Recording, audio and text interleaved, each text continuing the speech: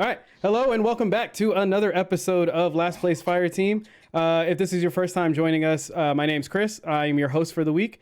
I'm also joined with my two other co-hosts, Alan. That's me, aka Nucleus of Chaos. What's up, everybody? And then my other co-host, Yendi. Hola todo el mundo, ¿cómo están? And then we're also joined by a special guest today, our first special guest, Charles. Special. That's right. What's up, guys? Charles here. Nave is nice. Yeah, we'd like to thank you guys for joining us. And if you want to catch up, our first episode is up on YouTube right now. We do our show every Tuesday at 8. And yeah, this week we're going to be talking about our most anticipated games of the year. But before we get to that, I just kind of wanted to break the ice. All right, I have a question that the world needs to know. Okay. Oh. Tacos or burgers? Yendi, you can go first. Go ahead. Well, damn it, that's a tough one. I'll probably say burgers. Burgers. All right, we got one for Burgers, burgers. yeah. Charles, tacos or burgers? It's tacos for me. It's not even like a debate. Because tacos, I feel like you could do more stuff with them. You know, you have like pork tacos, beef tacos, shrimp tacos, more like condiments. You know what I'm saying? I don't know. Ooh. More Fried tacos, sauteed tacos. taco. You switching teams, Yendi, or you staying tacos? No, I'm good. Burgers? I'll stay on burgers. All right, Alan, tacos or burgers, man? Tacos, and I'm going to agree with Charles's point where you can do more, because I don't consider a burger unless it's beef. Like all that other shit doesn't matter. Like taco, I can do plenty of mustard, onions. Sorry. You know, it's just boring. All right, he's already making Wait. the editing. What gig. about you, Chris? So I was kind of hoping it'd split here, but I'm also taco gang, bro. I'm sorry. Wow, Yendi. It's because the only burger I usually get is like the barbecue Western burgers. Like any place, like if it's a go-to, like, you know, everybody's go-to is just like, oh yeah, chicken tenders, fries. So let's go. Usually if it's on the menu and it says barbecue burger, I'm like, I'll get that, I guess. So, but yeah, tacos for sure. It's a good one. That was a good Yeah, question. man. It's always good to break the ice, all right?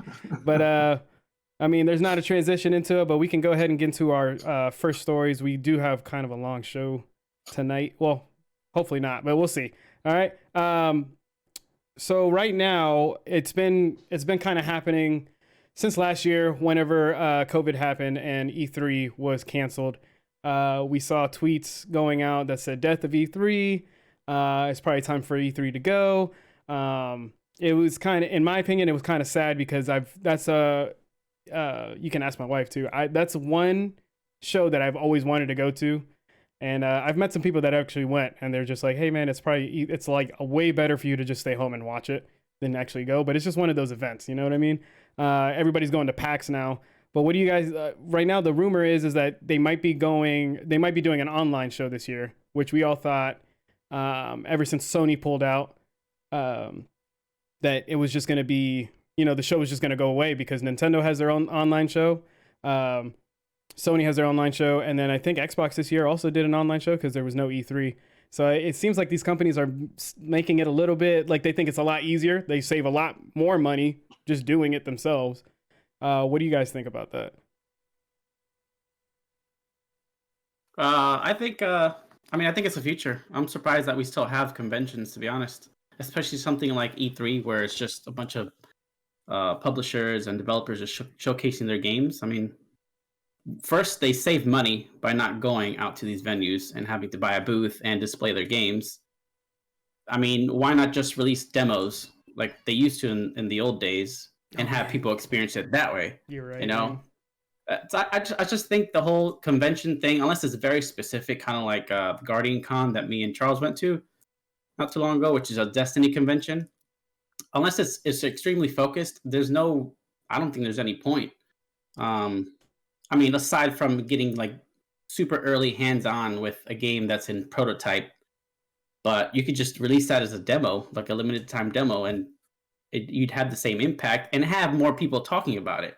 People have actually had hands-on time. So yeah, I think it's just a matter of time before it's completely gone. Man, that's crazy. I mean, like as you said about the demo thing.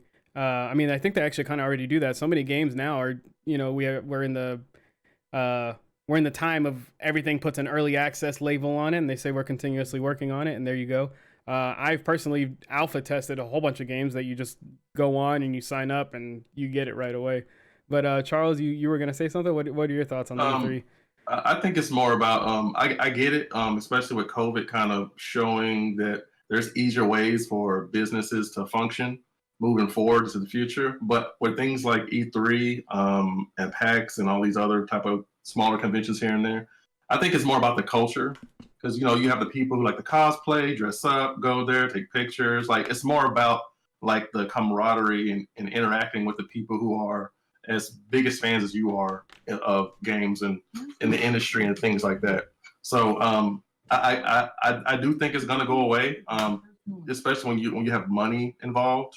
But ultimately, I think that's kind of what people will miss the most. Maybe smaller conventions will pop up here and there. Maybe another, a bigger name convention will pop up here and there.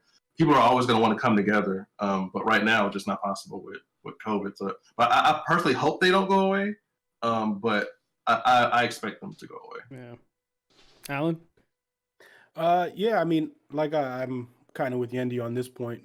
Just basically, it's kind of one of those things where I thought it would be gone sooner, more so than later. Just because, I mean, the whole like dynamic behind E3 got kind of convoluted after a while also, because at first they only let media people in. Yeah. And if you didn't have a media badge, then you couldn't get in. So it really was never actually something the general public could go to anyway.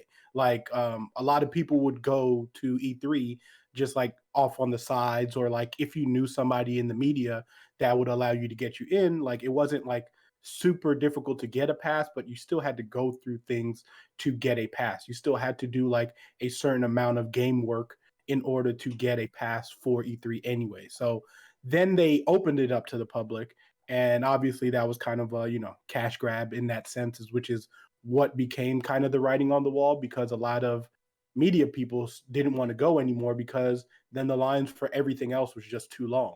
So if you wanted to get a gameplay in, if you wanted to play something, you're now in line for about an hour or 2 hours, and you were only playing for 5 minutes. And then people are just like, well, I'm not going to wait in line to play this for reasons like you said, where I could be playing it at home on my, playing it on my computer or in alpha or whatever the case may be. But like Charles said, where that camaraderie is something that people like seek, because I love cons personally. I go to I used to go to SuperCon and stuff like that and really enjoy those things, but it's more so for the people and meeting people more in a one-on-one thing. But now those things like E3 has just become so like some people want to go, some people are against it. And I mean, the money aspect is a big thing too. Now I don't have to rent out a booth. I can literally be at my studio company and being like, hey, I'm just going to do my E3 here.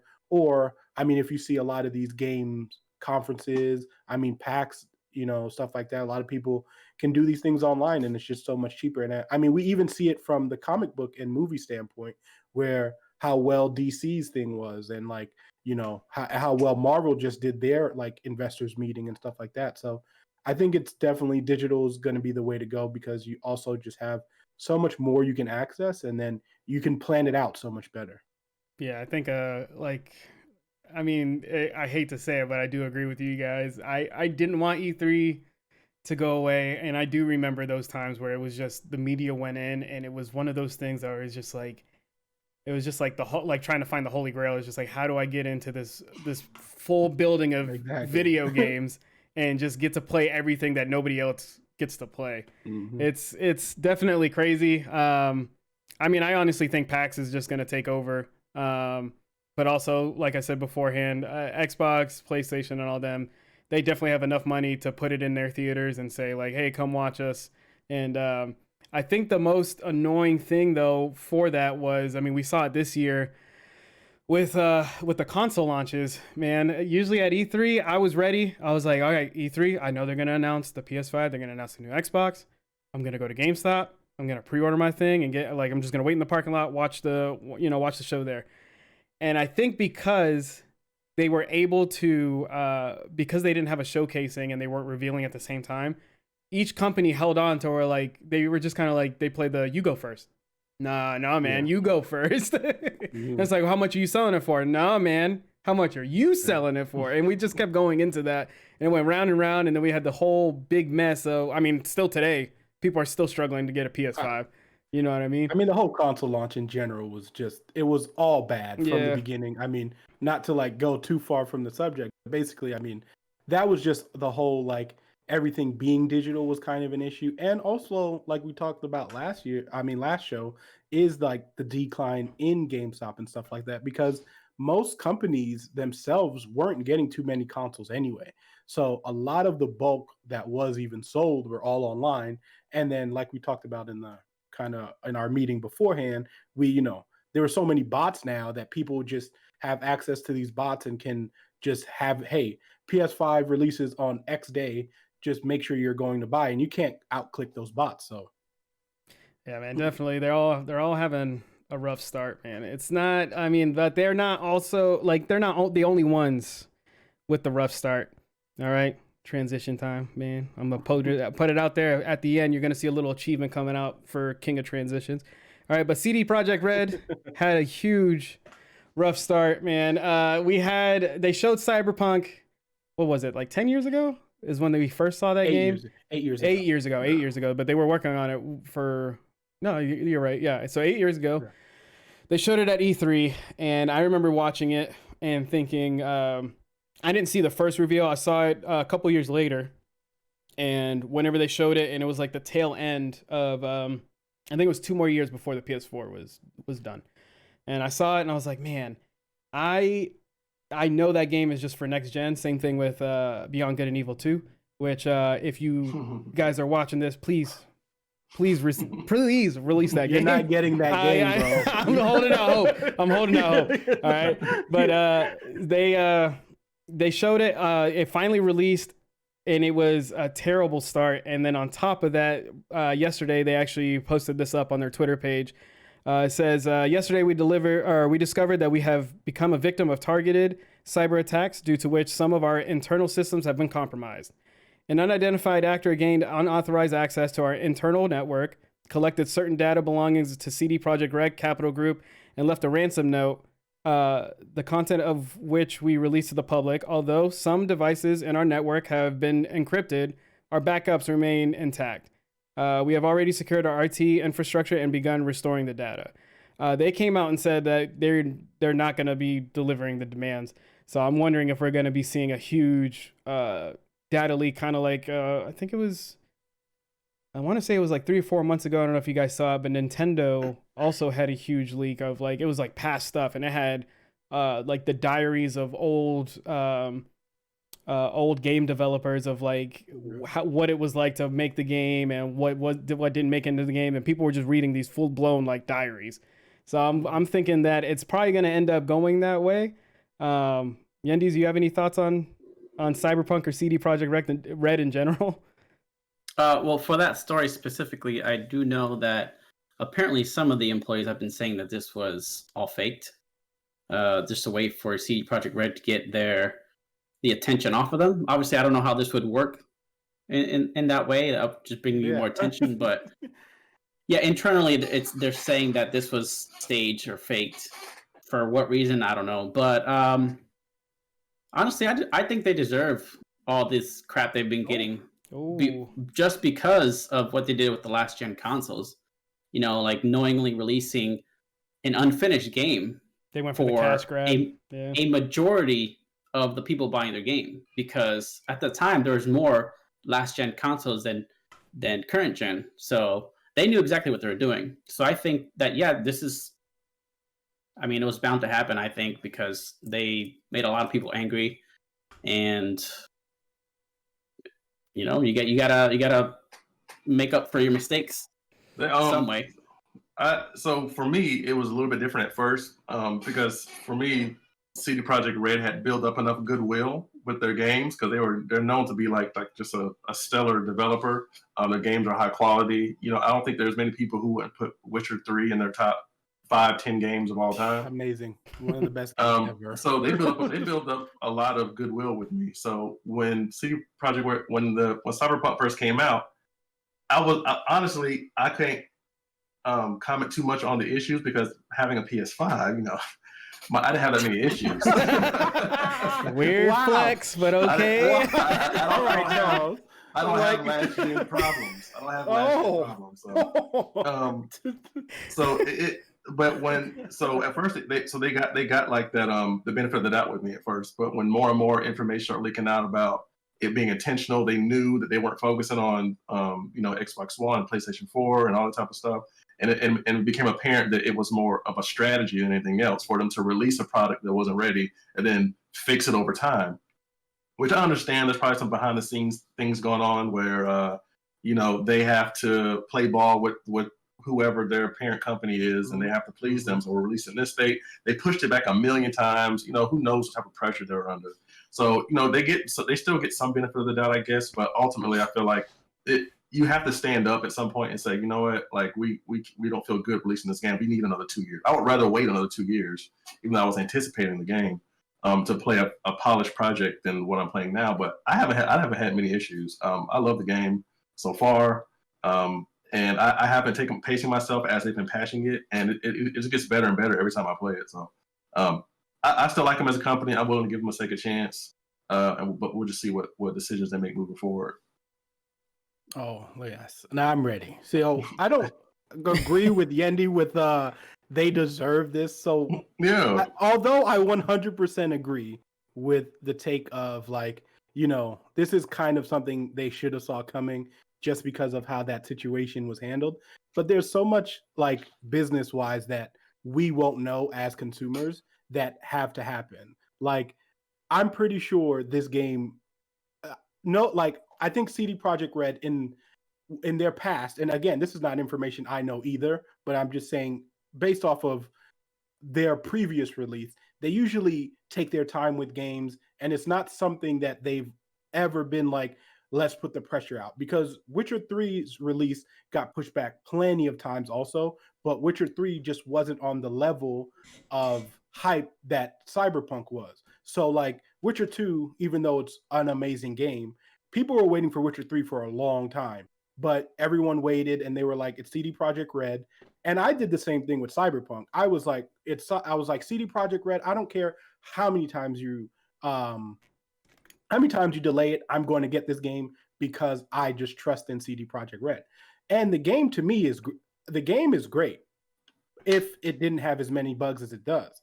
Like if you play that game, I didn't have any problems mostly playing it on PC, but it's such a good, like, it feels great and all that stuff besides there's some bugs here and there that are game changing. And I completely understand if someone's like, I can't play this game and I'll drop it. Like, so, and then they did, offer refunds and whatever the case may be. I think the issue that most people had also was that, like Yendi said, this game, since it got talked about so long ago, like 8 years ago, that the fan base for it was all on current gen console. So everyone was like, oh, I guess it's going to work on my console.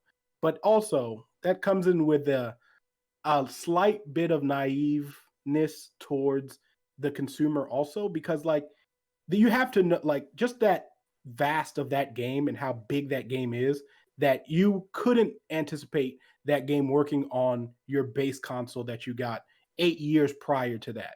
And I mean, it doesn't like, and I'm not saying that I expect everyone to know exactly, if like the specs of your console or whatever the case may be, but Cyberpunk is not the only game that's not running well on your console. Like that, if you have like an original Xbox or original PlayStation, because I know people who have plenty of problems with like Fortnite and Apex on like based consoles, like, you know what I mean? So I don't think it's bad for them because it just seems like they can't catch a break, even though they're trying to, make amends and whatever the case may be. But like I said, I'd go back to the game. I don't think if it was up to CD Projekt Red that they would have came out with the game. And also people are going to are going to Monday quarterback, and they're going to do the whole, well, they should have just delayed it again. I guarantee if they would have delayed it again, people would have gave them the same hate that the they're death giving them threats, now everything, yeah. because they're like, we waited 10 years for this game. Like, you know what I mean? If it would have came out 2 years later. So people just saying that is just the way to Monday quarterback, because like you want a polished game, but also now you want the game now. So which one do you want? Like, but I do agree that still delaying it would have been a better solution than what they did, because now they're stained far more from delaying it again by this than they are if they would have delayed it again. So you're giving CD Projekt Red a free pass, even though they intentionally. No, that's what it sounds like. That's exactly what it sounds like. You're forgiving everything I'm not, that they're doing. No. So look, did you play The Witcher 2? Yes. You did. I've loved The Witcher series since you can probably argue that it wasn't as successful as The Witcher 3 or as big at all. Period. Right? It wasn't. No, it wasn't. So everyone can really their biggest game was The Witcher 3. So absolutely. They had so much hype behind that, and the game finally came out, and it's absolutely great. It had some minor bugs. It worked fine, but it was the bestseller, Game of the Year award for everywhere, pretty much. So they gained all this clout. Suddenly, this developer came out of nowhere with these two mostly unknown games that didn't score that well. If you look back at the scores, they didn't score that well. The Witcher 1 and 2 did not. I think they got 7 and maybe a 7 and a 6. I'm not sure. But I love Witcher 2. I'm not going off game scoring, because that's a complete. No, I'm going based off of company reputation, right? Like if you like a company, you'll buy their stuff. But if they go not going out of the way, but if they go and be like, hey, we're promising you this, this, and this, and you hype it up for so long, and then you screw over your biggest fan base, right? As far as like last gen. You release a game that only works well on PC most of the time, because for me personally, I don't know if you played it on PC or just PS5. Literally, maybe 5-10 minutes in, I was playing the game. My car went straight through the ground, and I kept falling, and I went into a load loop, and it sucked because I wanted to buy the game. I was one of those people that pre-ordered it because I had so much faith in what they did with The Witcher 3. I love The Witcher 3 as well. So knowing that they intentionally, lied to us in a way, I know that most of this was the higher ups and not the devs themselves. I was just so you cannot blame them. You can't blame them at all. I know this was a higher up thing, but they're still the face of the company. Yeah. And unfortunately. I mean, I did see... I don't give them a free pass until they release another game and it's perfect, which if you look back at the last few biggest releases, all of them had a similar track record. Unless you can name a game right now that came out bug-free, perfect, out of the box. A big AAA game. Can you name one? God of War. Okay. Fair enough. Okay. All right. Hold on. I haven't played that one. But then again, I can't say anything about that. What the argument with God of War is that when they finally revealed it to us, right? They were, well, actually, no. When they finally revealed it to us, it was, they already had majority of the game like planned out. There is a documentary. I highly recommend it. If you go on YouTube, you can watch what they went through to build the game. And probably the best game ever. I mean, if you watch the background story of it, they showed the trailer at E3. They worked hard, right? They worked really hard, and they said, hey, we want you to be able to show a trailer at E3. They said, great. They show the trailer. You see Atreus come up. You hear the voice, everything. You see the crowd. They have a visual of the crowd going nuts, that it's God of War. And the director is sitting in that theater, and he says, great. This is what we wanted, but now how do we build the rest of the game to be we have to like this? He's like, we just worked so hard on this trailer. Yeah. And now we have to make the rest of the game like this. Mm-hmm. And they closed down companies and threw a whole bunch of people at this project to do that. With I agree with Alan, right? You can't really blame them, and I also agree with Yendi. You can't. I'm definitely seeing, especially now after looking at the tweets and stuff like that, Yendi, underneath whenever you said their own workers are coming out to them and saying like, hey, where's the proof? And the heads are coming out like, hey, we don't have proof yet. We can't really compromise that and stuff like that. And the workers are asking, show us what's going on, because we obviously we're one team, right? So why can't we know what's going on? So it's definitely one of those things where I feel bad for those developers, those guys that I've read a couple things of some of the devs that worked on Cyberpunk, and they wanted to hold on to it and they just couldn't. We saw the articles come out about one of the biggest, one of the biggest deals right now in the gaming industry is crunch. Like they're crunching their workers. They work overtime. They are pushed super hard to get the game out. And it's all because, they're just going for the cash grab.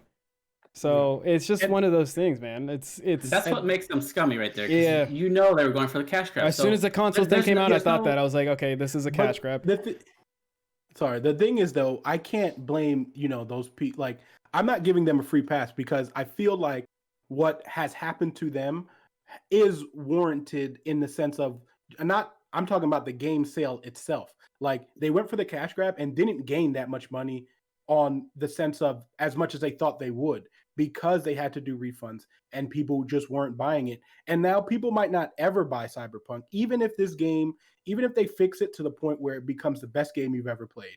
Like the stain is always going to be on that game to the point where it's never going to hit the audience that it was supposed to. And also, I would say, I don't think the developers themselves are the people who are hyping the game. We hype that game up, and the marketing hype that game up, which is two different departments that has nothing to do with the company itself, like besides CD Projekt Red's marketing team. But I don't feel like they were like, oh, here's this super hype game, or here's what we're, you know what I mean? We kind of expected this thing and gave this expectation on that game itself. So like when we first saw that game, we were all like, this game's going to be the best thing we've ever played because Witcher 3 was so amazing. Like that was our expectation. Yeah. Like, and us hyping that game up to what we thought and we assumed that they would give us. That's no telling to say that, they were going to give us that game. And like I said, I don't think Cyberpunk is a bad game. I just think it ended up in a bad place. I mean, even to the point where I haven't played that much Cyberpunk because I'm waiting for a patch in itself. And I usually don't give games forgiveness in that sense either way. So like, yeah, we know how you feel about Destiny. I don't even know if I'm going to go back to Cyberpunk, but like, I can completely understand the big, I can understand the money grab. But again, and going back to what you said, I mean, Destiny, like that's one of your favorite games, Yendi, and you forgive them, and they did us just as bad. Like, forgive them for what? So, what for the release of Destiny? Destiny's release was awful. What are you talking about? What was bad about it? Talking about the fact that we got an empty game at the original game of Destiny. Oh, you're talking about how vanilla. Are you gonna say it was not?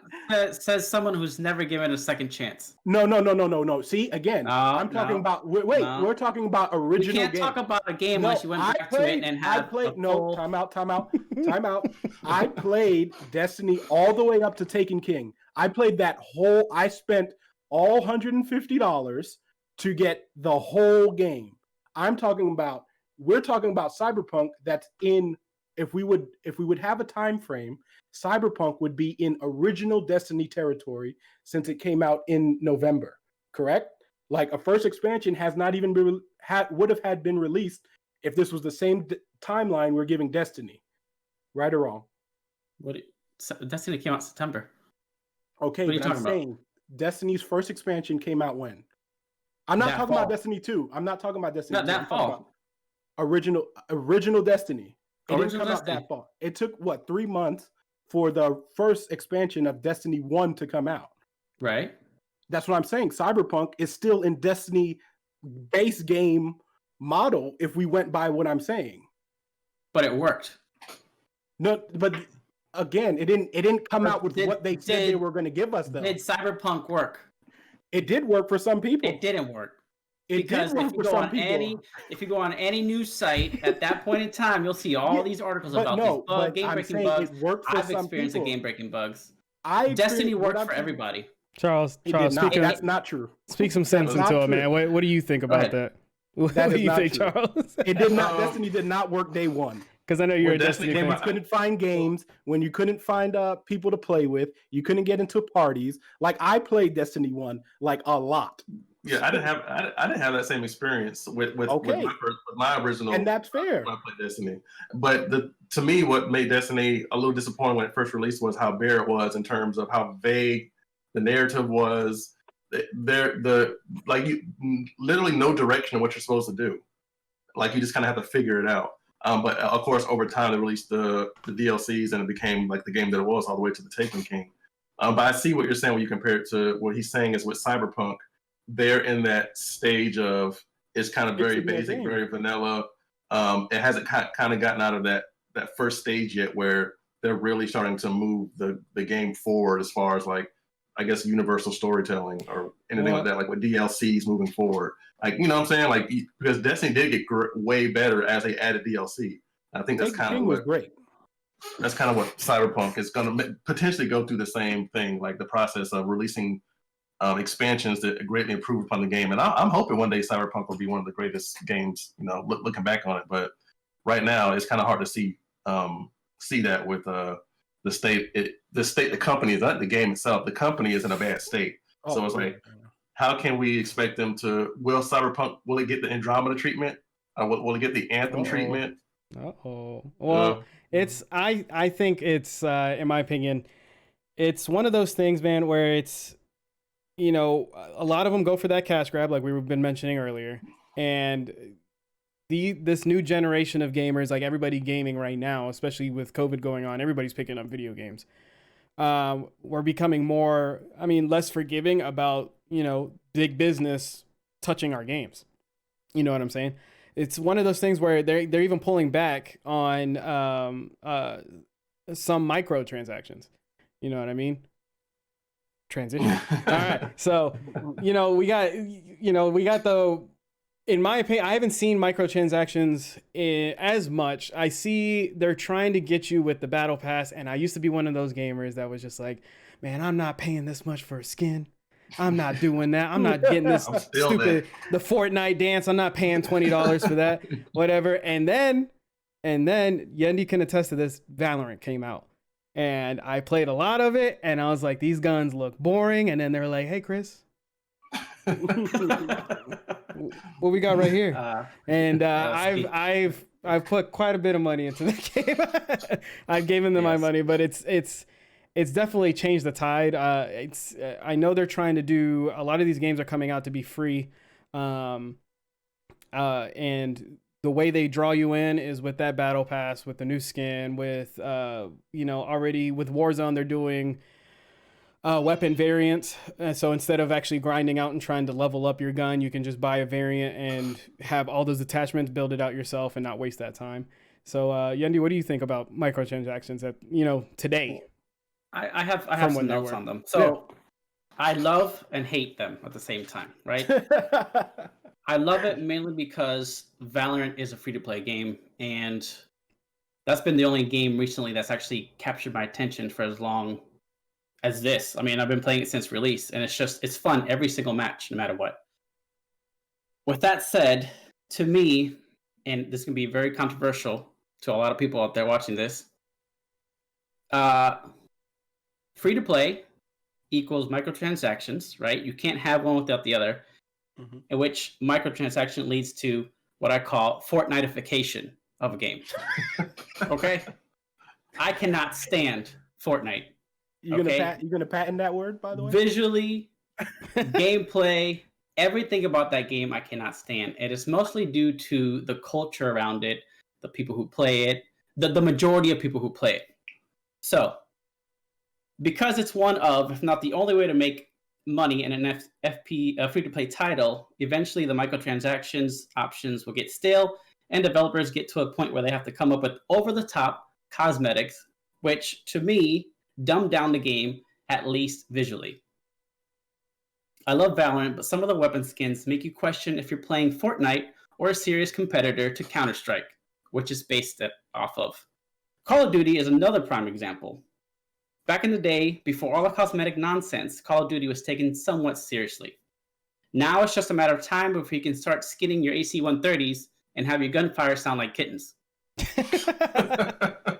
And so I think microtransactions were very relevant, but because of how big Fortnite became, they spearheaded this movement with these other free-to-play games, and now it's hard to not play a game that has a cosmetic in it that gives developers more money, which is a good thing, obviously. But when you start dumbing down the experience, at what point? I mean, at what point do you stop? Right? So, Yeah. I mean, Dancing Batman. Come on now, Dancing Batman. Like, what the hell? Some of this stuff, it's got to stop. It's got to stop. Stop All right, taking all these characters, messing them up. All right, Charles, real quick, what's your what's your opinion on it?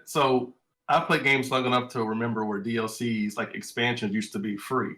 Because like you would release a game, like just say like Halo 2, for example, and then you would, to keep people playing your game online, you released new maps and things like that. Map packs and all that, yeah. Yeah, the map packs, right? and they were free at first, but then I understand, like, okay, well, they pay $60 for a game, but then they're getting essentially thousands of dollars worth of content over the course of the game. We have to pay for servers, we have to pay our workers, whatever. So I can see how it started. I get it. But to me, the height of DLC at its best was like when Gears of War 2 was out, Modern Warfare 2 was out. And like they would be like, all right, so we're gonna release new DLCs, gonna have 5 maps, some new weapon skins, some new characters, $10. That's it. And now for like Call of Duty, like Cold War in particular, $20 for like a character. Like, so literally you buy 3 characters that you've paid for a game. Like, so do I want to buy 3 characters, or do I want to go buy Cyberpunk, or do I want to go buy like a new game altogether? So, and then it's just like, yeah, like I understand like when Yendi was talking about the Fortnite-ification of it, where it's just like Call of Duty used to be, fast-paced, gritty combat, killing, stabbing, whatever, shooting guns, and then now you're adding in all these like ridiculous weapon, like character skins and weapons that shoot lasers and dances and things like that. Now I've always said, so here's some logic for you. So, and this is where I actually want to talk about this was, I don't understand why you would price character skins at $20. And knowing that, because if I look at a character skin for $20, I'm like, you know what, that's too much. And I would think that most people would think that. But if you have that same character skin and charge it for, let's say, $3, way more people are going to be like, hey, that's reasonable. So now if you have, 10,000 people buy a $20 costume, a $20 weapon skin, you'll get 150,000 people buy $3. You'll make more money by making it cheaper. So I've never understood why. I don't know the math behind the scenes or what they're doing, but it's never, the pricing of them has never made sense to me. Yeah. Now me, I'm a gaming nerd, so I love in games, particularly Gears and now Call of Duty. They have like executions, like the finishing moves, and like they sell them separately. So I'll see a weapon skin, or I'll see a character skin, and it'll be like, with this weapon skin, you get this new execution. Yeah. You kick a dude's kneecap out of place and snap his neck. I'm like, all right, I'll pay $20 for that. Like I'll buy it. Not even use the weapon skins or the character. Just get the So. I think my favorite Warzone one is like you come up behind them and you turn them around and then you do finger guns at them and like 2 shots come from behind you and get them. It's the best. But it's like, I mean, Call of Duty is I mean, they're in their hole right now with you're already buying those games with what Yendi said, with free games, like Valorant. Whenever I buy a weapon skin or something like that, I'm like, okay, I already got this free game, and I feel like I'm supporting the game since they're already giving it to me for free. Same thing with Fortnite. Which you are. Yeah, you are. I mean, I will say Valorant, like some of their weapon skin collections, like whenever it comes as a collection, I don't know if you guys have played the game before. When you go to buy a collection, it's like 30 to $50 between that, depending on it. If usually it leaves, it comes back and it's $50, and then it comes back and it drops to like 30 or 20 or something like that for the full like line of like, you get it for all these guns. So usually whenever I go in and I'll buy one, I'm like, I just want one skin for this specific gun, and I'll pay like, $5 for that and just keep going. But Alan, real quick. It's ridiculous, man. Oh yeah. So I mean, my take on microtransactions is actually an interesting one. I think I don't actually mind I mind microtransactions when they drastically affect the way that I can play if I'm playing the game for free. So like if it has like I'll give you a perfect example. When Battlefront 2 first came out. So when Battlefront 2 first came out, and it was riddled with microtransactions, like I'm talking about terrible. But my biggest issue, my biggest issue wasn't the fact that they had all these sales, but they also affected the way that you get these items if you played for free. Like if you had already bought the game. So if I played the game without any like DLC or any other microtransactions, your progress bar to get the next item, you'd get like 500 gold. Like, and I don't remember if that's the currency, but it was like you'd get like 500, opposed to someone who got a microtransactions who was getting like 20, 30,000 a game. And I'm like, now I can't even, now you're asking me to put in way more time in order to get these things. And I think Yendi should make Fortnitification shirts, by the way, and then, because that's a great word. But also, it's actually from League of Legends where they got this whole game plan modeling agency from, and that's why in Valorant has these things, because League of Legends is 100% totally free to play. They don't require you to have skins. The only issue League of Legends ever had was you needed ruins, and now they have taken that system out to make your that actually affected gameplay. I don't mind microtransactions as long as it doesn't affect the base game itself. Like cosmetics, that's your choice. If you want to spend $50 on a skin, and that's your business. Like, you know what I mean? You don't want it to be pay to win. Yes, exactly. And right. I also feel like there should be an option to turn some of them off. Like whether they do that or not, that's up to them. But like if I don't want to hear cat like sounds when I'm shooting a gun, like, or being shot at, like I feel like I should have the option to turn that off. But on the grand scheme of things, like I don't have to buy that unless I want it. As long as you don't affect my gameplay as far as not getting these free to play, like these merchandising or whatever the case may be, I don't really mind microtransactions. Just don't affect the game. Yeah. Like as far as me playing it with microtransactions. But we know it's not really targeted for us. It's somebody in the chat, Marty Marr. He put, people pay for the skins at that price is the problem. That's all my kids ask for is V-Bucks. So it's definitely for people like him, man. I mean, bless you, bro. I'm sorry about that. It's just, it's terrible. But we are going to go ahead and move on to the second part of our show. Like I said in the beginning, we are going to be talking about our top 5 most anticipated games. All right. Let me go and switch the screen here. We got a nice little screen here. Yeah.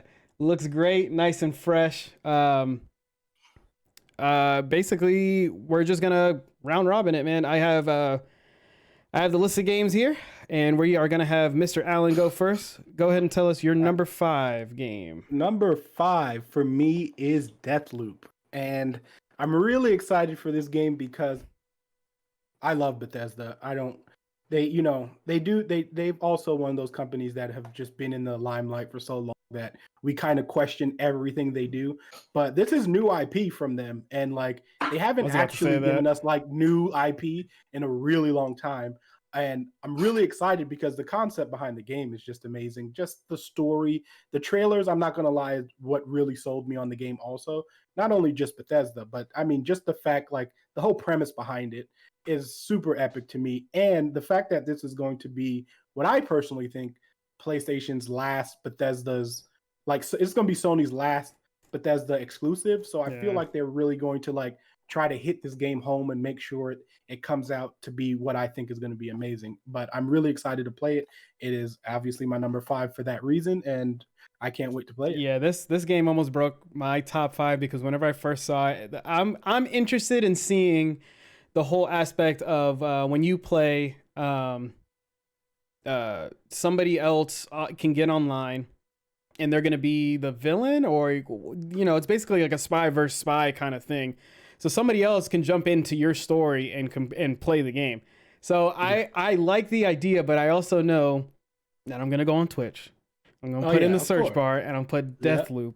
And I'm going to see some guy that says, I'm going to troll this dude to make sure that he does not complete this game. I'm going to make sure this guy doesn't complete this game. And to be honest, I might be one of those guys. Like I might jump in. I might jump in. I'm like, oh, I hope you kept the receipt, bro. I hope you kept the receipt.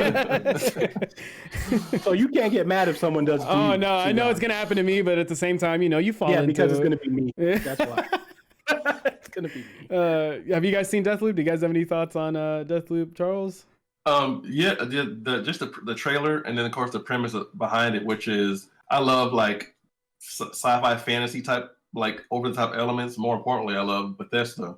I don't think they've ever let me down as far as like expectations for a game, and just the concept of just kind of I think it's like you're like a secret agent or something. Like we're living the same day over and over again, like a Groundhog's Day type of scenario. I wasn't too familiar with that with the PvP aspects, which I just now heard for the first time. But just the way the game looks, the premise behind it is enough to kind of get my attention. So I put that in my honorable mentions as far as a game I'm really looking forward to. Yendi, have you seen anything on? I haven't really been following it. I just know a lot of people are excited for it. It's one of those games, man. And before, because I'm gonna go ahead and click over here and make sure nobody says it in the chat, because I know Charles said they haven't let him down yet. Okay, everybody gets one. We understand that Fallout. What was it, 76? Put it to the side. Yeah, I don't even think about. I don't even count Fallout 7. It literally it's already out of our mind. I know. I'm just saying. There's gonna be that one guy that's like, excuse me. It has to exist. It doesn't even exist in my world. All right. So moving on, Charles. What's your number 5 game? My number 5 is Little Nightmares 2. And I don't know if you guys have played this. It's like a 2D/3D side scroller game. Like no dialogue, like great narrative, great atmosphere. It's creepy as all hell, and I love horror games. Yeah, I wouldn't say it's a horror game, but it is definitely creepy. It's definitely one of the ones that I just saw recently. Whenever you typed it in, obviously, I wanted to go look at it. I'm gonna play the first one for sure. And kind of gave me. It's addictive, man. Yeah. It's super. Like it'll draw you in a heart. Have you played Limbo or Inside? That's what I was just about to say. I got Inside. Inside. Inside was beautiful. I didn't think I was gonna like it, and I played that game in one sitting. I remember my wife coming home from work, and she's like, "What are you playing?" And she sat there, and we just went all the way through. I was like, I have no idea what's going on, but this is like I'm full on in. Like, yeah, play Little Nightmares. Like so just to give you an idea of like what to expect, like you're like this little girl wakes up in like a briefcase on a ship or something like that, and as you get the further you progress, the creepier things become. Like the boss encounters are super creepy. Like there's one where there's like an old man swimming in the water and he's like trying to grab you, and then like there's one where you got to go to like a cafeteria area, and there's like these huge giant humans are like overweight. Have you seen WALL-E, the movie WALL-E? Yeah. There's like huge dudes, huge people that are just like eating everything. Like I don't know what this universe is, but they're trying to eat you. They're like chasing you like down the hallway. It's great, man. Like I'm having nightmares right now thinking about it. But it's super creepy art design. I love that game. So I was so excited to see that I got into it when I did, because Little Nightmares 2 was already announced when I got into it. So I'm really looking forward to it. And that's actually coming out pretty soon. It's coming out. It comes out this month. Yeah. It comes out this month. Would you saying you're having a little nightmare about it? Oh my god. Yeah. My new laugh. What do you guys think? Oh my god. All right, Yendi, what is your number 5? My number 5 is a game called It Takes Two, which is not based off the movie with those creepy twins. So the game is a co-op game that can be played online or right on your couch with a friend. You'll, quote, play as a clashing couple, Cody and May, 2 humans turned into dolls by a magic spell. Trapped in a fantastical world, they're reluctantly challenged with saving their fractured relationship by the suave love guru, Dr. Hakim. A huge variety of gleefully disruptive gameplay challenges stand between them and their return to normal. So, this is the same studio that made A Way Out, which I don't know if you guys played that. Oh yeah. Awesome co-op game. So yeah, same studio, Hazelight. They made that game. So for It Takes Two, I love the setting and the art style, right? And coupled with being able to play with my wife, for example, is awesome because we'll butt heads along the way, but then when we finally get to the end, it'll be so worth it. And just I feel like that co-op games bring about a bigger sense of accomplishment, and because you have to rely on somebody else. So usually when I play a single player game, I'm making all the choices, but now I have to rely on somebody else, right? Yeah. Same thing with like when you play Portal with somebody and you're trying to tell them, hey, put your dang portal right here, and they're like, what? You know? Also, human falls flat too.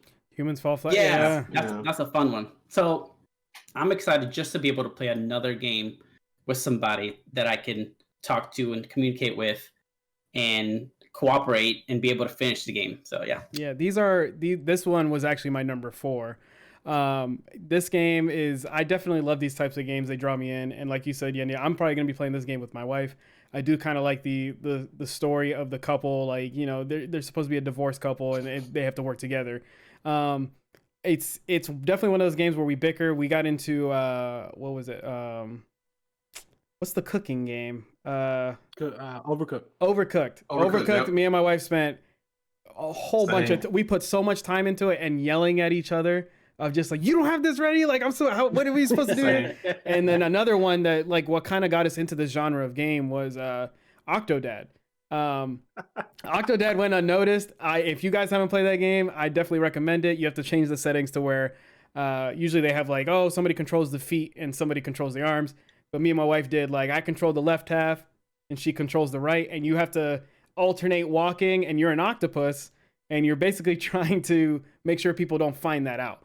And you're trying to stay, you're an octopus, and it's crazy. So this game is definitely on was like I said, was my number 4. But my number 5 is actually a game that I've been waiting for a while. It's called 12 Minutes.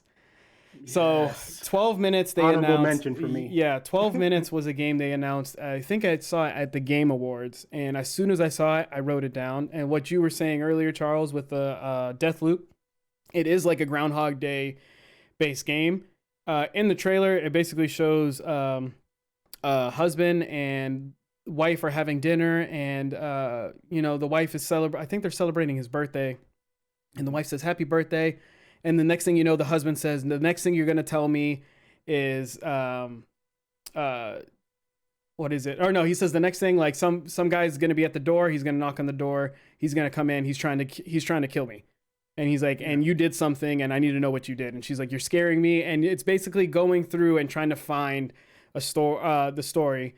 In the trailer, you see also every time you're basically trying to find out why this guy is breaking into your house and killing you. You just keep waking up and redoing it and redoing it and redoing it as the plot thickens. I like that. Yeah, so it's gonna be a really good game. I'm excited for it. I think they announced the cast. The only person I remember being in it, I think the wife is Daisy Ridley, and that's a huge deal. I'm surprised she jumped on that project, but it's definitely one to look out for.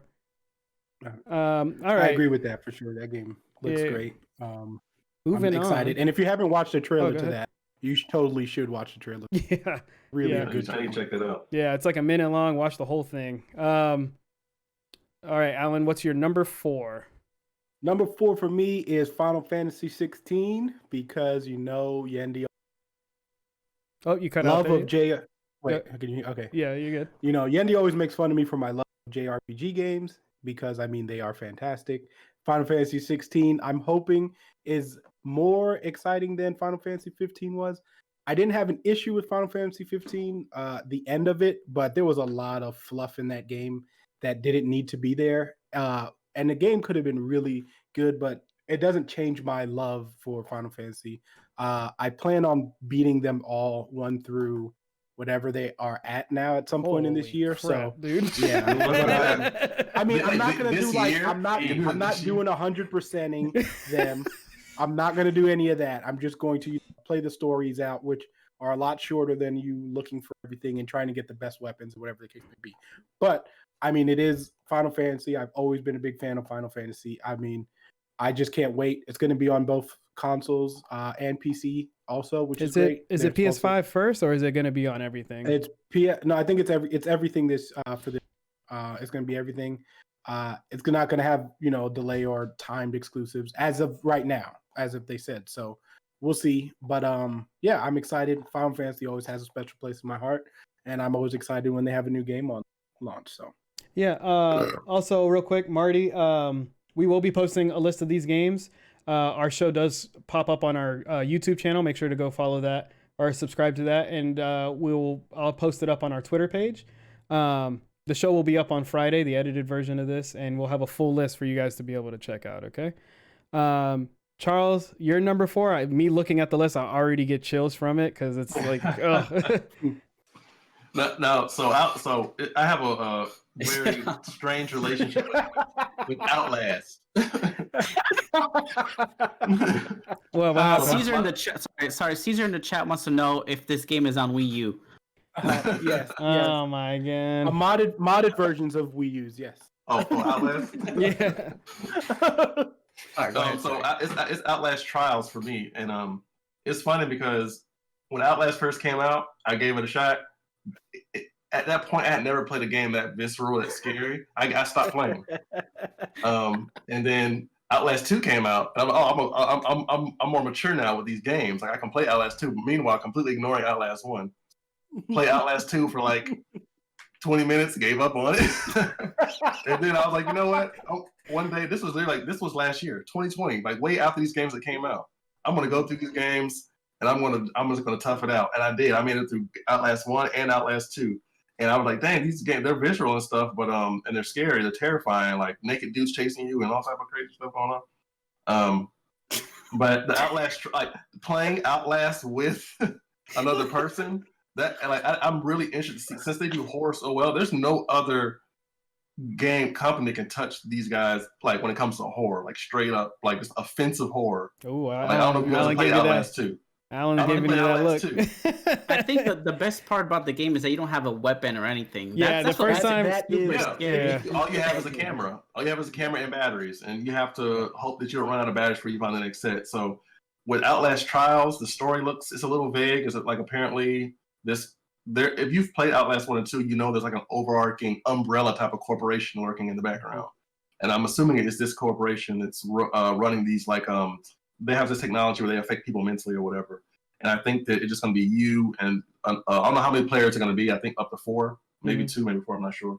And you're just trying to survive these horror situations. I'm assuming they haven't revealed much information about the game, but it's Outlast. Their games are great, and I'm really really interested to see how people work together in these type of like situations and games. I'm like really hyped for it.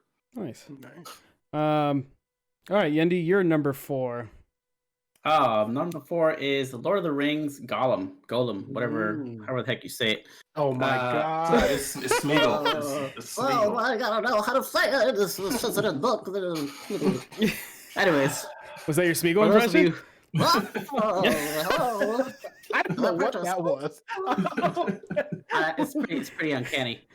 So my number 4 is an action adventure game with hints of stealth, made by a, I guess, lesser known developer. It's a German company called I didn't write it in my notes, but it's a German company. Daedalic, yeah. Yeah. So in this game, you play as Gollum, and it's set a few years after he gets the ring in his hand. So, and it's also going to be based off the books and not the movies. It'll quote, this one of the developers, quote, "Everything that happens to him before he appears in the book are the main things we will see in our game." So for this game, I just want to explore the world and be able to use the ring, right, to get out of tricky situations, because at this point he'll have it. So I've always wanted to do that, because I don't think you could do it in Shadow of Mordor, those games, right? Mm-hmm. I mean, you could like go invisible or something. I remembered. Yeah. Abilities, but I'll have powers in those games. But being able to put that ring on and also have to fight with your own inner demon, you know, his other persona, it's going to be very interesting to see how they make that play out. And I'm also hoping for a more vibrant world. Like I want to go to the Shire, because very green, very nice. And it's just a nice contrast to the dark setting of Mordor that the other Lord of the Rings games were set in. What is it? Shadow of War. Shadow of War was the last one. Yeah. So I want a more vibrant, pretty, birds chirping, sunshine. What? Look into. I like the Mordor stuff. I love everything Lord of the Rings, but I want to see a brighter side of it too. So, yeah, that's my number 4, Lord of the Rings Gollum. Nice. My number 4, like I said earlier, was It Takes Two. So we can go ahead and skip my thing. All right, Alan, you're number 3. Number 3 has to be Halo Infinite. I mean, I don't care. It's Halo, right? Oh. I mean, I always get excited for. Yeah, Yendi, you see that door behind you? You can walk right through it if you're gonna say something. I'm calling in now. It's gonna be trash. Listen, I don't care. The thing is, you know what? You might be right, Yendi, because I wasn't the biggest fan of Halo 5, like story-wise, because I feel it went completely different from what Halo 4's ending was, and then we got Halo 5, and I was just like, what is this game? And then they started putting in like main actors and stuff like that, and I believe that ruined the game and the story. So I cannot deny what you're saying at all. But that does not change that it's a Halo game, and I have to give them that slight window chance, and I have to beat it because I've beaten every single Halo game. There isn't a Halo is not Halo without Bungie. Done. Listen, Okay. I mean, Halo 4 was great. I don't care what anyone says. That's Halo Bungie. 4, no, Halo 4 was not Reach? Bungie. You're talking about Reach. Sorry. Yeah, Sorry, Reach. No, right. Reach was amazing. Yeah. I mean, but that was the last hurrah. But Halo 4 was great in my opinion. Halo 5, I can completely understand the argument of it not being well told story, because I will agree with that on every standpoint. Agreed. But I do think Halo 4 was great. I hope they go back to more Halo 4 stuff than Halo 5 stuff. But again, it's Master Chief. I need to know what happens next, even though I didn't even want this trilogy. But I still need to know what happened next. It's the same way I feel about Star Wars, But hey, it happens. So Halo is actually also my number 3. My thoughts on it is I liked 5. I didn't like the story, but I liked the gameplay. I'm a huge multiplayer fan. It felt good. It felt good. Yeah, this was the game. This was like my Halo 3 was my first huge introduction into online gaming. That's when my parents were finally letting me play with my friends and stuff.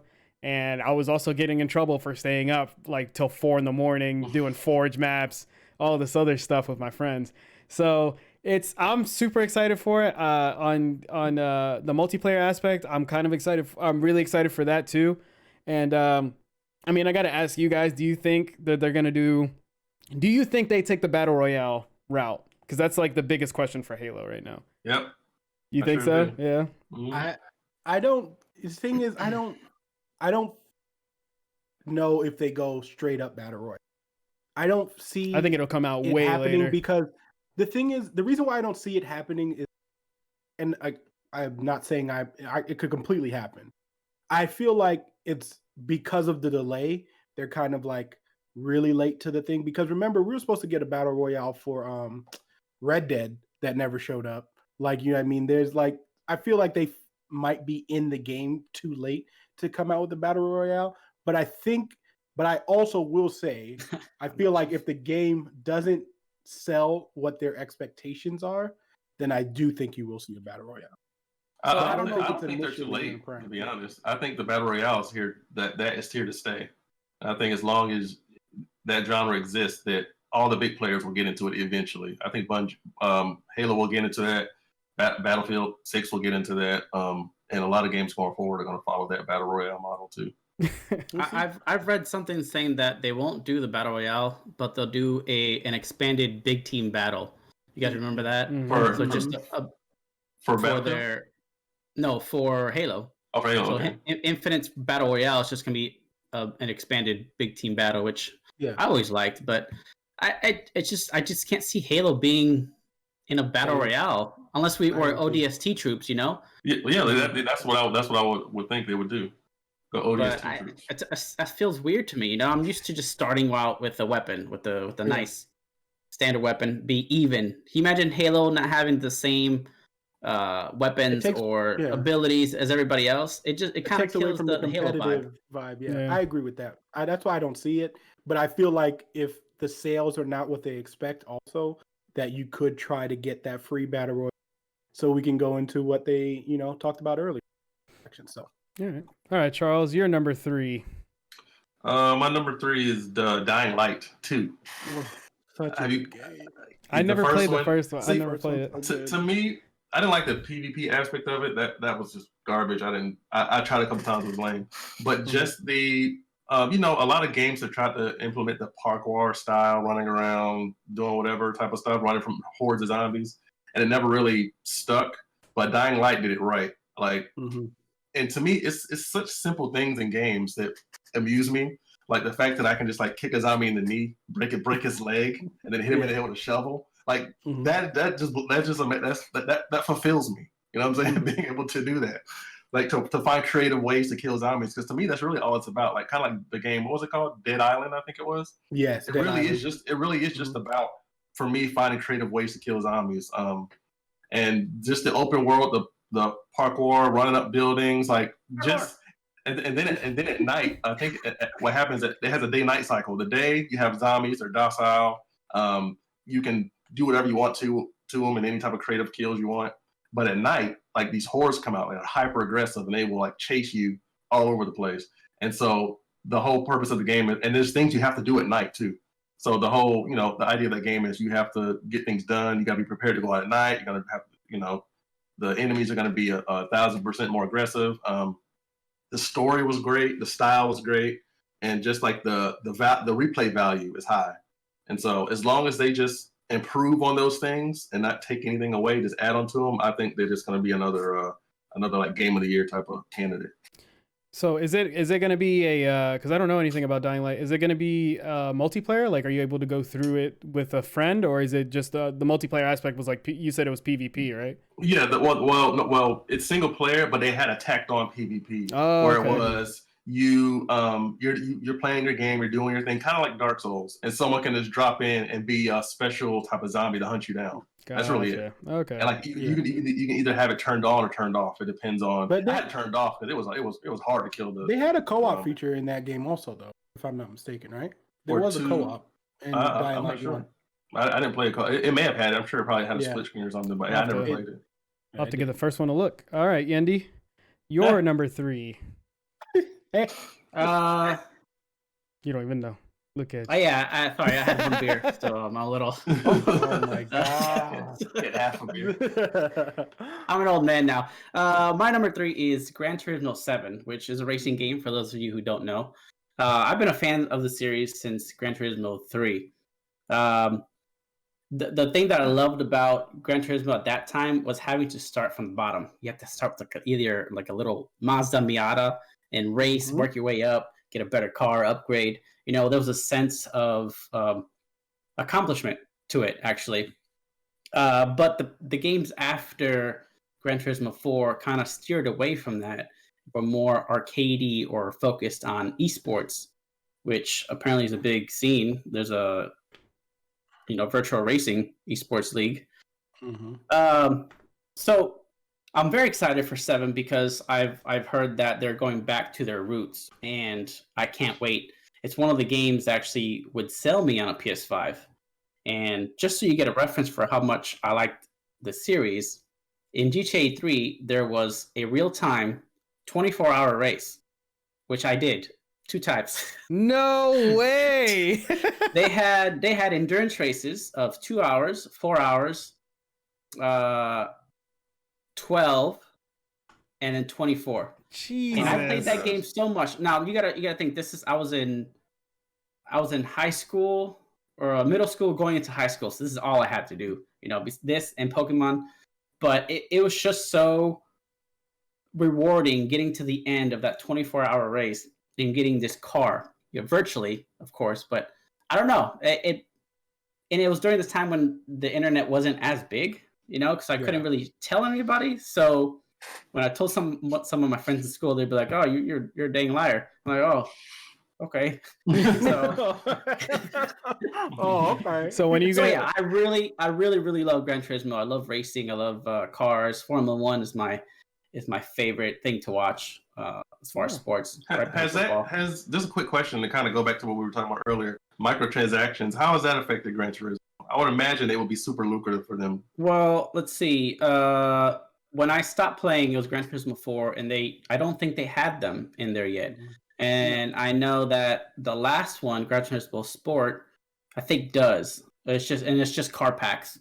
It's just like either different cars or skins for cars, but it's not as prevalent in those type of games as it is like Call of Duty or BS Fortnite and stuff like that.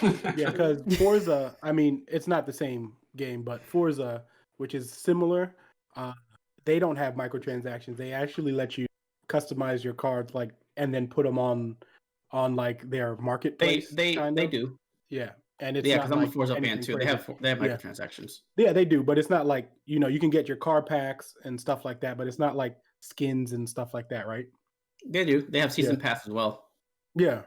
Yeah, it's any game nowadays will have some kind of microtransaction or season pass. It's just the way it is. Oh yeah. Man, so maybe we'll have to revisit that 24-hour race for like a stream or something. Do you have the wheel? Do you have the like simulator wheel or anything? Or? I did it with the PS2 controller. I need to have the wheel. The gear. I need to be like. I have to be in it. I had a wheel for the original Xbox, and I played Project Gotham Racing. Mm-hmm. Oh my god, that was my game. That wheel added so much more immersion to it that it was the only game I played forever. I want one of those, and I want one of the flight ones. Oh yeah. But those are like $300, and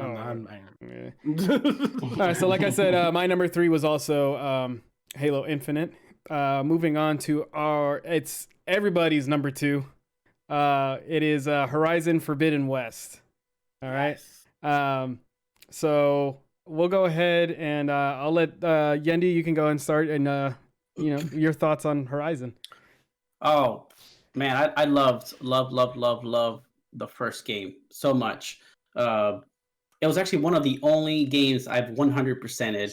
Did every single thing, trophy, probably in the last 5 to 10 years. Like I was so engrossed by it, by Aloy and how badass of a character she is, and just such a strong protagonist, and the world, like beautiful. Seeing this beautiful world, and it was so dynamic, and it was just all kinds of landscapes that you never thought you would see. You go from a rainforest to a canyon to snowy mountains. It was just like mind blowing at the time, especially considering that the developer never made anything like this. They just made Killzone. They just made shooters. So like you weren't expecting anything from them. No.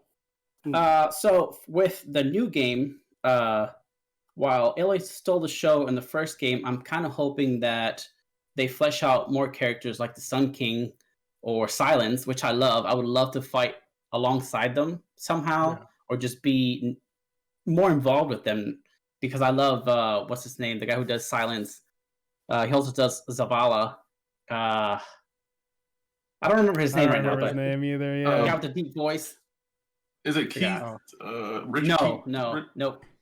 Somebody else. I'll think about it later when it's not relevant anymore. Also, I just can't wait to see what kind of crazy robots they have in this game. Man, like that T-Rex, I forgot what it was called, but Thunderjaw, right? Thunderjaw, there we go. Yeah. And those pesky Glint Hawks, man. Even Anna finished that game. She loved it, which is crazy because that was her first game ever. Mode. It was story mode. She still finished it. Lance Reddick. Yeah, that counts. What do you mean? Lance Reddick. There we go. Yes. Lance Reddick is the name of the voice actor. But he like whenever I heard his voice, because I recently beat this, I had trouble finishing. Like whenever I first got it, I only played the opening, and then after a while, it was one of those games that if you don't play continuously and you come back to it, you're like, what button does what? And I kept getting destroyed by everything. So I finally said, whenever they announced the second one, I was like, I need to sit down and play fully through it. And after getting past the part I was in, the story is beautiful. I love it a lot. It's definitely one of my top. Nothing games. feels better than like taking down one of those Thunderjaws, like just by yourself. Yeah. Like that game is so epic, man. Yeah. Yeah, I've 100% a lot of games, but I used to not be able to move on to another game until I 100% of it. But it's the only game I've 100% on PlayStation. Charles, what's your gamer score? Oh, what? What's your Xbox gamer score? Tell people. Oh, it's I don't even know. It's ridiculous, bro. It's like it's like 150,000 or something like that. Ooh. Yeah, I think I'm at like 68. Yeah, I have like 9,000. 68,000. I used to like, you know what? Other games don't exist until I have 100% of this game. That's kind of how it was. And I realized I was missing out on too much stuff. So I'm like, you know what? I'm just gonna give up that 100%. It's not gonna happen. There's too many games. Alan, what about you, man? I mean, if the game that's my number one was, this would be my undisputed number one easily. But the only issue is, I think the only game that would potentially made this not number one is also supposed to come out this year. But this game, I mean, like Yendi said, it's one of the most beautiful games you will ever play. Like, and I'm talking about like of all time. I mean, this game is in my top 5. Like the first one is in my top 5, like of all time. I just think the story is amazing, the world's amazing, the gameplay is amazing, combat's amazing. Everything you do in that game, just you feel so enthralled in that game, and you get this level of caring about every character in that game. It's like even your villain, that you just want so much more to find out about that world and why that world is the way it is.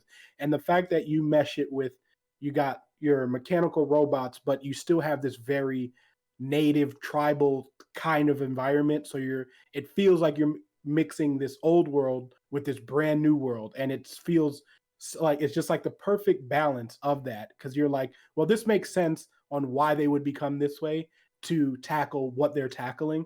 But also like, it also makes sense because it's basically just hunting. So like all that tribal stuff would work well, obviously, for hunting something like this. So like the game in totality is just one of the best games I've ever played. Voice acting also is just like, it's like a star-studded cast on there also that you just wouldn't expect from a game. And that's one thing that Sony just does right. They have these teams that know how to make these single player games that can just have you into that world for however many hours you're playing. All right. Well, moving on to our number one. Go ahead, Alan. Is your number one anticipated game of 2021? Also, real quick before you say it, the trailer I'm about to show you guys that's going to be in there is from the first game, because there is no trailer for the second game. It was just a teaser. All right. So don't think like, oh my God, they got exclusive stuff. So, and if we did, we would show you guys immediately. Yeah, that'd be its own separate show. Yeah. My number one is God of War, because God of War is the best game I've ever played. And like I said, if Horizon Zero Dawn was coming out on any other year besides this year, it would have been my number one. But I've been a fan of God of War since God of War 1. I think God of War 1, just the whole Greek mythology is probably my favorite style of mythology and all that. So just to have that in a game about this character, Kratos, that is he's just enthralled in this Greek mythology, and the way that they made God of War 2018 is, like I said, for me, the best game I've ever played. I mean, just you had this character, because God of War 3, the ending, I hated the ending of God of War 3. Like, it's one of my biggest pet peeves of the whole series is literally the ending of 3, because 3 is such a great game, but the ending is so bad. And for them to actually make the God of War 4, where I was just like, well, you already ruined this ending, to make me gain all of that trust back and realize that I was just being stupid. Me realizing I was just being dumb, that, Santa Monica, they were going to make this game and make me fall in love with this character again. And just the growth of Kratos. If you guys have not played God of War 2018, you have to play it. Like, it is by far one of the best games it is the best game I've ever played, story-wise, gameplay-wise. I was also one of those people who doubted the new fighting system, because I was so in love with the God of War original fighting system, where it's very chaotic. But even this is it's still very grounded, but it's also still puts for crazy combos and putting all your power abilities together. I mean, the game is just amazing. I could talk for hours about this game, but I'm not the only one on the show. So, but God of War, I can't. Yeah, that's in my honorable mentions. It's definitely a bigger game that I can't wait for. All right, Charles, what is your number one game of 2021? My number one game is actually a remaster, which is Mass Effect: The Legendary Edition. So Mass Effect is my favorite game franchise of all time. Like in totality, Mass Effect 1, 2, and 3, and then followed by Gears of War. But that's another thing. But the story from Mass Effect 1 to just before the final conversation in Mass Effect 3 is the greatest time you will ever spend in a game. Like you, it has to me, it was the first game I played. I actually started playing this game when I worked at EA. I worked for EA. Nice. Like in 2008, 2009. And that's when I was living in Orlando still. But Mass Effect, it was the first game I played where it was like an RPG, conversational sim type of game. You know, it's like but it's more than just like about the conversations and about the friends you make and about the comrades you make and the loyalty missions you do and stuff. It's about like the impending doom of the universe. You know, the overarching narrative of the Reapers and over the course of Mass Effect 1, 2, and 3, you literally just grow to care for all these characters. Like literally, you care about what happens to every single person in your crew, and it carries over from 1, the decisions you make in 1 carry over to the experiences you have in 2 carry over to 3. Of course, 3 had a very controversial ending. It was a bunch of fan backlash. They had to go and like retcon the ending, and that's actually the ending they're going to use in the Legendary Edition. Yep. Oh, okay.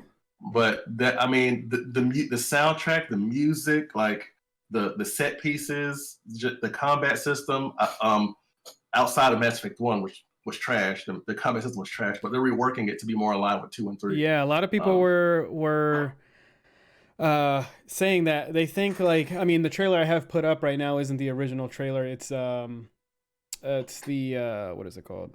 They had a teaser trailer. It's not a teaser one. Yeah. It's just one that's showing the legendary pictures side by side from the original. Yeah. Oh yeah. So majority of the work you can see be done in the first one because I did want to go back and play the game.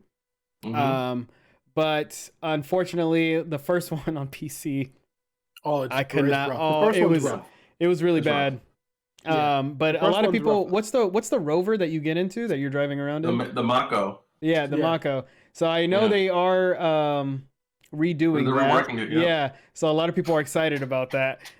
They're also getting rid of the class system as well, and they're making Mass Effect 1 more in line UI wise and inventory wise with Mass Effect 2 and 3. Yeah. They're also making the female version of Shepard from 3 across. They're going to go back and add her into Mass Effect 1 and 2. Like, I think this time I'm actually going to play as her throughout the whole thing. I think I'm just going to go for it on that. They're also adding a universal character maker where they're adding more basically, why not? They're adding more like hair textures, more skin textures, more looks, like more ways you can style your Shepard.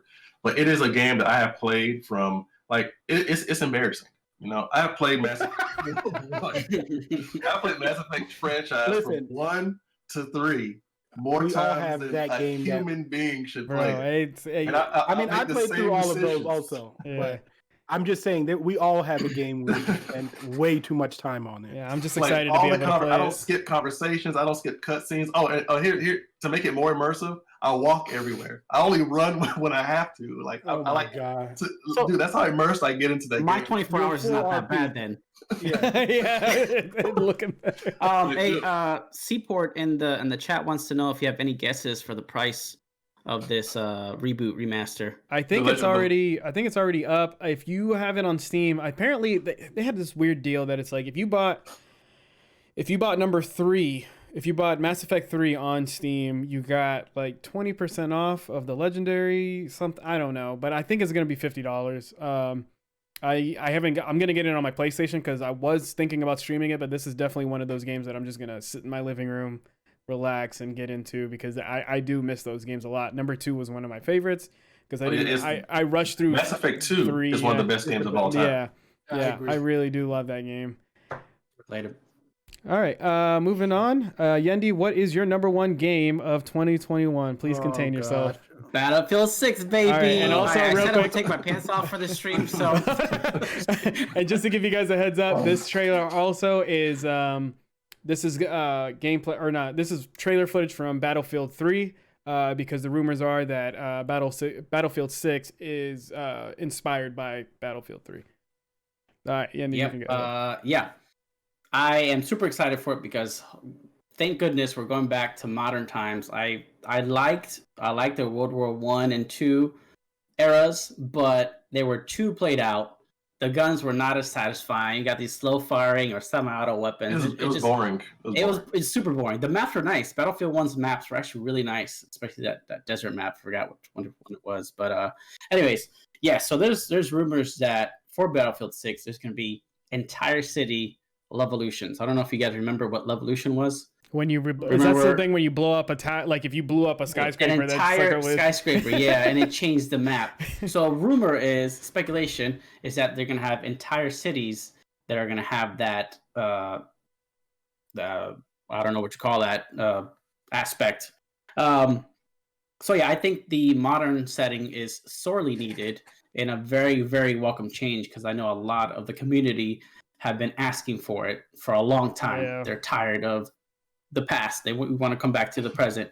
For me, I think besides the setting, I need the game to be crossplay. I need to be able to play with my friends who refuse to get a PC, right? Who refuse to get a PC or upgrade their old ass consoles. Like, so yeah, that's probably one of my biggest needs for Battlefield because Battlefield is just better with a squad of people that you know closely, that you can communicate well with, and win the game. I also hope that the maps are as good as Battlefield 3 and Battlefield 4's. Like, I think there's no disputing that though Battlefield 4's release was a little shaky, it was really bad in the beginning, and then it got better as it aged. But the thing that they did always have going for them was how good their map and the layouts of those maps were and how great they looked. Same thing for Battlefield 3. So there's also talks that there might be a battle royale for Battlefield. I think this fits better for Battlefield than it does for Halo, just because Battlefield's more like Warzone. Yeah, as long as they fix the looting system, because I tried to play Firestorm. That's what it was called, right? Firestorm. When you killed somebody, it was like, Warzone or Apex. They dress it up in a box. Here's your options. Get what you want. In Firestorm, you killed somebody, all their stuff would just bloop and fall on the ground, and you're like looking at the ground, like circling around trying to pick up the stuff. So, but I definitely agree. It's by itself, it's already kind of feels like a battle royale. I remember playing Hardline and being on top of skyscrapers and stuff like that, shooting across the skyscraper. Hardline, that game was underrated, man. It was so good, and it's like there's so far. It already feels that way. You just get to respawn, and it's a lot of fun. I'm excited for that one too. I think though, if they do bring in battle royale again, it has to do something special. Mm-hmm. I don't know if it's just like an even bigger map than Verdansk is now, or if it's just a more dynamic map with destruction. That would be insane. I don't know how that would work with probably 120 people. Yeah. And but I think the next gen consoles could do it. 100%. And they know, Battlefield is always known for, before they kind of fell off, it used to be, Call of Duty would come out, then the next Battlefield came out, and it would just be like, it would show like, hey, you like Call of Duty, but look at us, we have vehicles and stuff like that. So yeah, it was just one of those things. And then the fact that they're going to come back, I feel like they're going to do, they'll basically rival Warzone, because it's just going to be that setting. And then they can sell, I'm already thinking about it, of the whole skins thing, the microtransactions. If you gave me a pack with the guys from Battlefield Bad Company, the first one, if I can get those guys, I'd pick those guys right up and go straight in. Yeah. So there's definitely a lot of opportunity. Sorry. Get the voice actors back and give me some funny lines. I'm down. One other thing that I absolutely need back besides crossplay and Modern Combat is I want them to bring back and to keep the rush and squad rush modes, because that's what really made Battlefield fun. Squad rush, just you and a group of people against another squad trying to defuse a bomb. It was so exhilarating when you got to communicate well and actually get the objective done. So, but yeah, I have 1,200 hours on Battlefield 3 alone. So I'm a huge fan. So I have high expectations for Battlefield. So 6. expect a lot of streams Like, from Yendi. yes, that'll be my main game. Battlefield 3 is what got me away from Call of Duty, which I already had a lot of hours in. It made me realize, like, what the heck am I doing bunny hopping around corners and drop shotting like an idiot when I can be flying jets and driving tanks and doing these crazy stunts. It's still, not as realistic, but it's not this. I'm not going to keep going because I know Chris likes Call of Duty. He's one of those guys that used to yell at me all the time. He's just like, "There's no bullet drop, bro. When you snipe somebody, there's no bullet drop. What's that? What's that? That's not real." yeah. But yeah, I'm beyond excited, and that's why it's my number one. I cannot wait. I hope it's actually good, because if not, then I think I've lost all hope in DICE, to be honest. All right. Well, moving on to our last game. For me, my most anticipated game of 2021 is Breath of the Wild 2. I can't wait. I know, like, so this is okay. So for a lot of different, I've listened to a lot of different lists, right? This is one of my most favorite things, is hearing people's most anticipated games. It's one of those things where people are like, well, technically they didn't announce it this year. I mean, we keep seeing rumors about the Switch Pro. If they do a Switch Pro this year, it's going to have this with it. You know what I mean? I love the first one so much. I have so many hours into it. I'm pretty sure if I popped in the game right now, it's one of those games that you come back to and you just get lost in. I remember first getting it, and I logged in. My first 10 hours wasn't even doing the main story or any side quest. It was just roaming around. I would try to get to one quest, and I remember at one point looking around and seeing a dragon in the sky, and I was like, what is that? And then just going over to the dragon, or like trying to climb the tallest mountain or anything like that. It's a very beautiful game. I wish that, I mean, I'm hoping the Switch Pro, if it is true, which I'm pretty sure it is, that it's really strong to be able to boost this game to the highest expectation levels, man. If I could get Breath of the Wild redone and they said, hey, it's going to be on PlayStation 5 and it's going to have 4K, 60, like all this other stuff, and I could play it on a giant TV or something, that'd be me all day. That'd be my main game.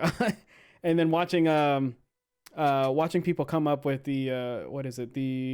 What are they called? The guys that beat the games. The Guardians. Quickly. No. games done quickly. Yeah, games done quickly. I've watched them try to beat these games and stuff like that. It's just it's a beautiful story, man. It's one of their best. But yeah, that's definitely going to be one of my favorites this year. If that comes out this year, it's going to be a tough lineup, especially looking back at this list. If we get, November usually is that time of year for everybody that all these big games come out, like Halo, Call of Duty. I'm sure Horizon will come out around Christmas, and it's going to be one of those things that's just like, which one do I pick? All of them. That's the fact that you can take a game like this, a AAA game like this, anywhere is another plus on Nintendo's part. So it's crazy to be able to play a game that big in scope anywhere you want. Yep. So it is. All right, guys. Well, that's basically it for the show. We got through it. Do you guys have any closing thoughts at all, or anything you wanted to mention? No. No. Yeah.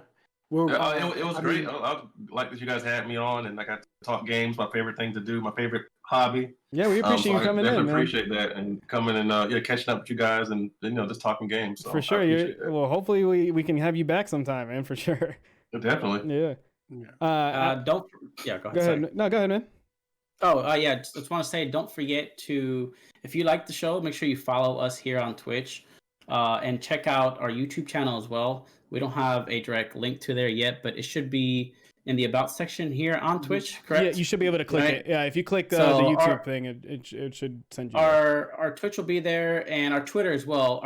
We usually post when we're about to go live on Twitter. If you want to get an up-to-date update on when we're going live, you can follow us there as well.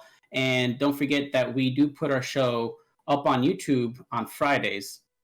And we are planning to have a few videos on certain subjects. Alan, did you want to talk more about yours? And then we'll talk about ours. So I was supposed to do a video on the Razer Kishi, which got deleted because of the program I use. So I will be doing a media tomorrow. Oh, you cut out. I talked You about cut that. out real so quick. Say the Oh. title again. I'm going to be doing a medium review. The game I talked about last week briefly. I'm just going to go into a little bit more in depth with the game, so I will talk about that.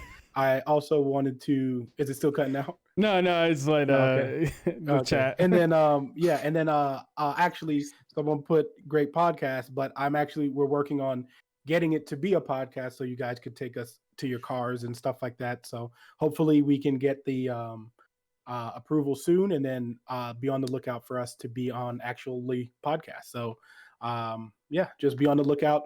Like Yendi said, the Twitter, follow the Twitter if you guys want updates and stuff like that, and then hit subscribe for our YouTube.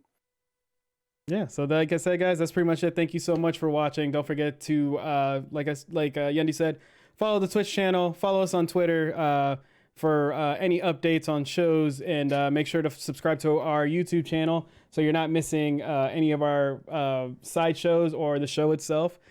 Please share with your friends. And that's pretty much it. Until next time, guys, have a good night. Fireteam out. Fireteam out.